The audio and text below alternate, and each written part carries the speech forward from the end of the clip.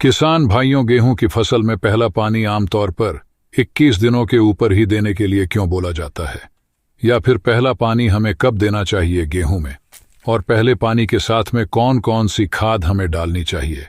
क्या पहले पानी के साथ में हम डीएपी भी डाल सकते हैं? यूरिया के साथ में क्या हम इसमें जिंक भी डाल सकते हैं? क्या इस टाइम के ऊपर कोई दूसरी खाद भी डाल सकते हैं? अगर गेहूं में पीलापन आ गया है तो इस टाइम पर पीलापन दूर करने के लिए, ज्यादा बढ़वार के लिए, ज्यादा फुटाव के लिए कौन सी खाद हमें एक्स्ट्रा डालनी चाहिए? तो इन सभी सवालों का जवाब इस वीडियो में आपको मिल जाएगा। पूरी डिटेल में वीडियो है, वीडियो को लास्ट तक देखना। अगर जानकारी अच्छी लगे तो शेयर कर देना लाइक करके। तो चलिए सबसे पहले बात करते हैं गेहूं में पानी देने का सही समय कौन सा होता है। तो पहला पानी आमतौर पर हम 21 दिन पर ही लगाते हैं, ये सभी को पता है। तो 21 दिन के ऊपर ही क्यों लगाते हैं, ये बहुत कम किसानों को पता है। तो 21 दिन पर लगाने के पीछे जो लॉजिक होता है वो क्राउन रूट्स का होता है। जो क्राउन रूट निकलती है, हमारे गेहूं की जड़ों के पास में बिल्कुल नई जड़ें निकलती हैं, तो उनको हम क्राउन रूट बोलते हैं। ज्यादा टिलरिंग होती है, नए कल्ले निकलते हैं, नई ब्रांचेस निकलती है। ये सब डिपेंड करता है कि आपके गेहूं से क्राउन रूट कितनी मजबूत निकली है, जड़ें कितनी मजबूत है आपके गेहूं की, तभी ज्यादा कलों की, ज्यादा फुटाव की हम बात करते हैं। तो ज्यादा फुटाव के लिए, ज्यादा अच्छी ग्रोथ के लिए जड़ों का विकास होना बेहद जरूरी होता है। इसलिए सही समय पर पहली सिंचाई करना भी बिल्कुल जरूरी होता है। तो सही समय कौन सा होता है? जरूरी नहीं कि आप गेहूं में पहला पानी 21 दिनों के ऊपर ही लगाएं। आप अपने खेत की मिट्टी को ध्यान में रखकर, फसल की कंडीशन को ध्यान में रखकर, मौसम को ध्यान में रखकर 18 दिन से लेकर 30 दिनों तक गेहूं में पहला पानी लगा सकते हो। तो ये चीज कोई जरूरी नहीं है कि 21 दिन के ऊपर ही आपको पानी देना है। अगर फसल ग्रोथ के ऊपर है, आपकी हरी भरी फसल है और सही बढ़वार के ऊपर है, सही कलर के ऊपर है, तो 21 दिन की बजाय आप उसमें 25 से 30 दिन के आसपास में सिंचाई नॉर्मली दे सकते हो आराम से। यदि गेहूं में पीलापन है, फसल कमजोर है, जड़ें कमजोर हैं, तो 21 दिन की बजाय 18 से 20 दिन के ऊपर भी आप सिंचाई दे सकते हो। वो ज्यादा बेटर रहेगा आपकी फसल के लिए। कहने का मतलब है कि यह फसल में पहला पानी जो है, यह फसल की कंडीशन को ध्यान में रखकर, खेत की मिट्टी को, मौसम को ध्यान में रखकर ही आपको देना चाहिए। ये यहां पर बात क्लियर हुई कि पहला पानी कब देना चाहिए, क्यों देना चाहिए।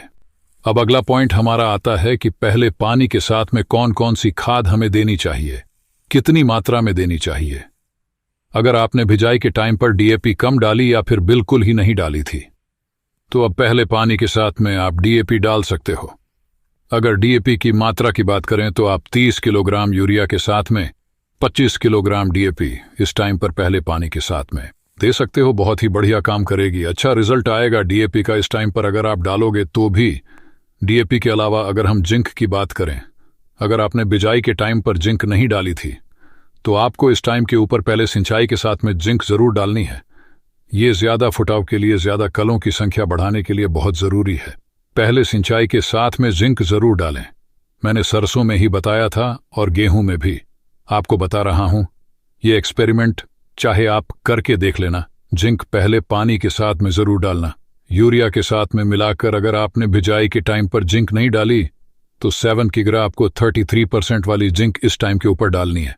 प्रति एकड़ में अगर आपके पास में 21% वाली मिलती है आपको, तो वो आपको 10 किग्रा डालनी पड़ेगी।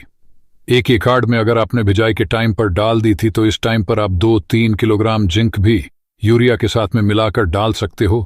बढ़िया रिजल्ट के लिए, ज्यादा फुटाव के लिए अगर आप इस टाइम पर बस 2-3 किलोग्राम जिंक भी यूरिया के साथ में मिलाकर डाल सकते हो।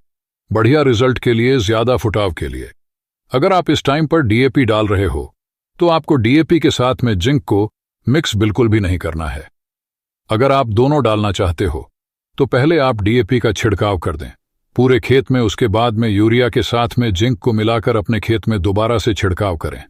यानी कि डीएपी को और जिंक को दोनों को मिलाकर नहीं डालना है। इन दोनों में विपरीत रिएक्शन होता है, इनका रिजल्ट नहीं आएगा, डीएपी जमीन में जाकर फिक्स हो जाएगी। तो ये चीज ध्यान में रखें, मैं आपको बार बार बताता हूं। डीएपी को और जिंक को अलग अलग ही खेत में छिड़कना चाहिए। तो ये चीज ध्यान आपको जरूर रखनी है। अगर आपकी जमीन कमजोर है और कम खुराक की वजह से फसल में पीलापन दिखाई देता है, तो आप पहले पानी के साथ में माइकोराजा या फिर सागरिका जैसी खाद को मिलाकर छिड़क सकते हो। पहली सिंचाई के साथ में इसका भी बढ़िया रिजल्ट आता है।